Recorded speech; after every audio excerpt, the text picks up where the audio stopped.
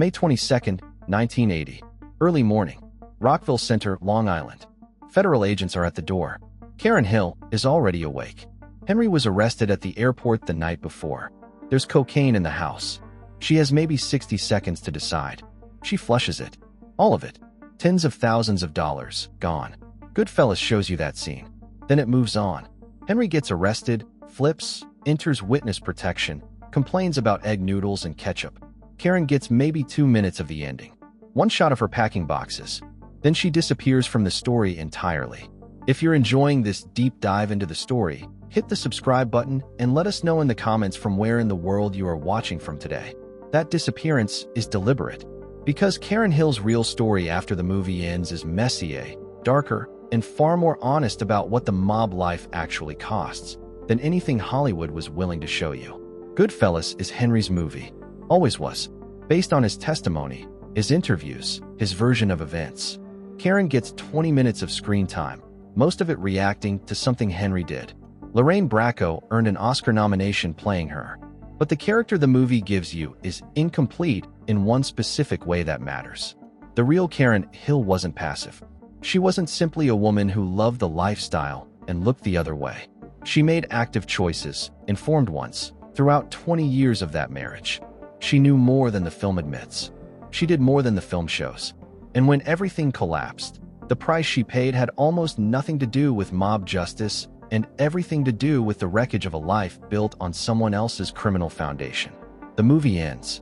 Karen's story doesn't. Karen Friedman grew up in Woodmere, New York, middle class, Jewish, suburban, stable. She met Henry Hill on a blind date in 1960. She was 16. He was 17 and already working for Paul Vario's crew out of Idlewild Airport. The attraction the movie captures is real. Henry was different from the boys in Woodmere. He had money he didn't explain, confidence that had nothing to do with school or career prospects, and a freedom from ordinary rules that read as glamour when you're 16 and haven't yet learned what that freedom actually costs. He took her to restaurants. He dressed well. He made her feel like she'd been let into something.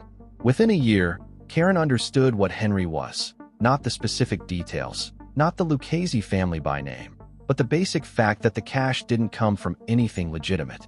She chose to stay anyway. That choice is where her real story begins, and it's a more deliberate choice than the movie allows her. Karen wasn't fooled. She looked at what Henry was offering and decided the trade was worth it. They married in 1965. 2 daughters followed. The money kept coming. And Karen built a life around a man who was almost never fully present and never fully honest. Here's what Goodfellas shows you about Karen's knowledge. She's vaguely aware Henry is a criminal. She gets nervous sometimes. She loves the lifestyle more than she wants to examine the source. It's a convenient framing because it keeps her sympathetic without making her complicated. Here's what the record shows.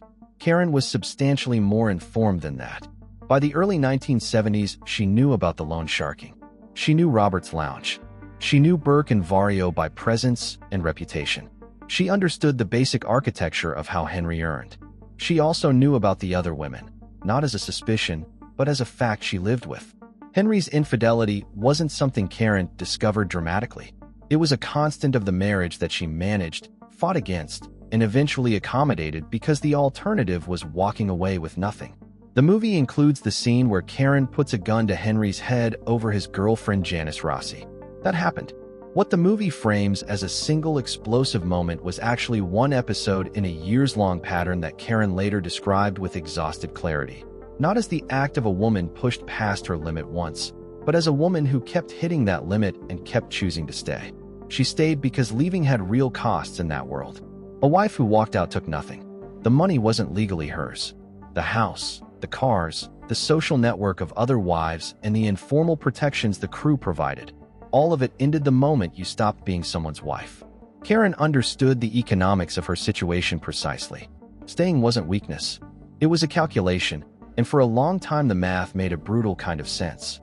By the mid-1970s, Henry had moved into drug trafficking despite Paul Vario's explicit prohibition. Vario's rule existed for strategic reasons. Drugs brought federal mandatory minimums, which created informants. Henry ignored it anyway. The movie presents this as Henry's fatal flaw, the hubris that brings him down. What it doesn't show is Karen's role in what followed.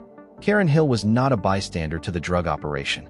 She acknowledged in her own memoir, published in 2004, that she transported drugs and handled cash. She was, by any legal standard, a participant, not a wife who didn't ask questions, but someone with direct involvement. This reframes the morning of May 22nd entirely. When Karen flushed that cocaine, she wasn't protecting an innocent household. She was destroying evidence that implicated her as much as Henry. And when federal prosecutors came with a cooperation offer, Karen's decision to accept wasn't only made because Henry wanted to flip. She was facing serious charges herself. Her cooperation was a survival decision made under genuine legal pressure. Pressure the movie's ending never acknowledges because it would complicate the sympathy the film needs you to feel in that final sequence. She was indicted.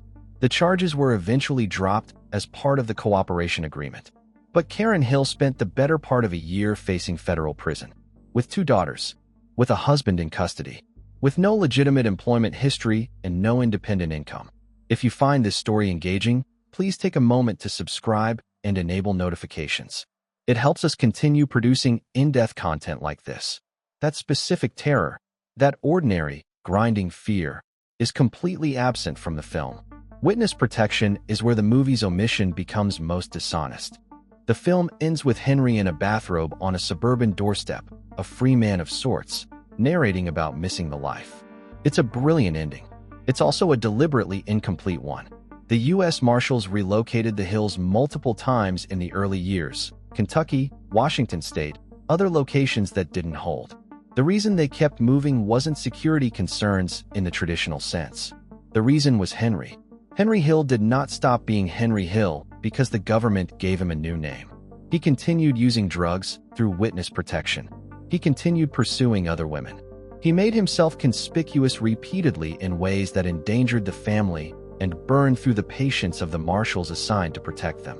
He was eventually kicked out of the program in 1987 for continued criminal activity, something the movie, which came out in 1990, obviously couldn't show, but which defines the entire reality of what Karen was living through during those years.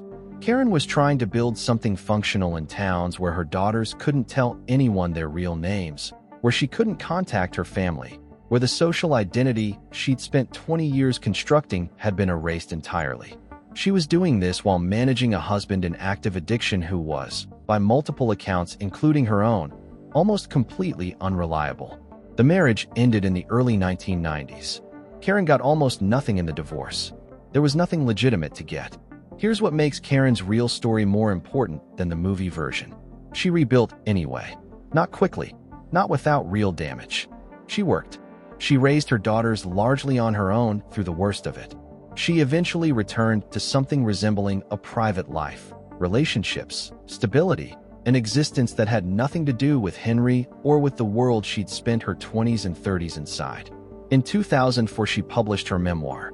The reception was complicated, partly because her account didn't align with Henry's on several key points, and partly because the public's entire image of Karen Hill had been set by a film that gave her no interiority of her own. Readers expected the movie's Karen, reactive, peripheral, defined by Henry. The real Karen was less convenient than that. What she described in the book was something the film's ending actively forecloses. A woman who had been genuinely attracted to the lifestyle and had understood what she was choosing, who had participated more directly than she'd admitted at the time, who had paid a price for those choices that continued long after the cooperation deal was signed, and who had arrived, eventually, at a version of honesty about her own life that Henry, still doing interviews, still performing the Goodfellas myth until his death in 2012, never quite managed. She didn't frame herself as only a victim. She acknowledged the cocaine, the willful blindness she'd chosen at various points, the way the money had kept her loyal past the point where loyalty made any sense. That refusal to see herself as purely wronged, when she had every reason and every public incentive to take that simpler position, is the most revealing thing about her. Goodfellas couldn't give Karen that honesty because the film isn't structured around her. It's structured around Henry's charm, Henry's perspective, Henry's loss. Karen exists in that architecture as a measure of Henry's life, a signal of how good or bad things are for him. When she's happy, things are good. When she's pointing a gun at him, things have gone wrong. She's a gauge, not a person. The real Karen Hill is a separate person who made separate choices and absorbed consequences that were substantially her own, not borrowed from her husband's more cinematic story. She grew up stable, chose a dangerous man with open eyes, participated in his criminal world in ways she later acknowledged plainly, survived federal prosecution, endured witness protection as a practical grinding reality rather than a narrative endpoint, and rebuilt a private life that the public knows almost nothing about because it contains none of the glamour the movie required. That's the story Goodfellas couldn't tell. Not because Scorsese got it wrong exactly. The film is brilliant at what it does, but because what it does is Henry Hill's story, told the way Henry Hill needed it told. Romantic, kinetic, tragic in a way that still flatters the man at the center. Karen's version is less flattering to everyone, including Karen, which is probably why it's closer to the truth. The movie shows you the fall. It never shows you what you have to climb back from once you hit the ground. Karen Hill did that climb in private, in towns where nobody knew her name, her real one or the one the marshals gave her. Without the money, without the crew, without the identity the life had built around her. That's what Goodfellas never showed you. Not the violence, not the betrayal. Those make great cinema. The part after. The ordinary, undramatic, years-long work of becoming a person again once the whole structure has collapsed. Karen Hill did that work. The movie just didn't think it was worth showing. Thank you for watching.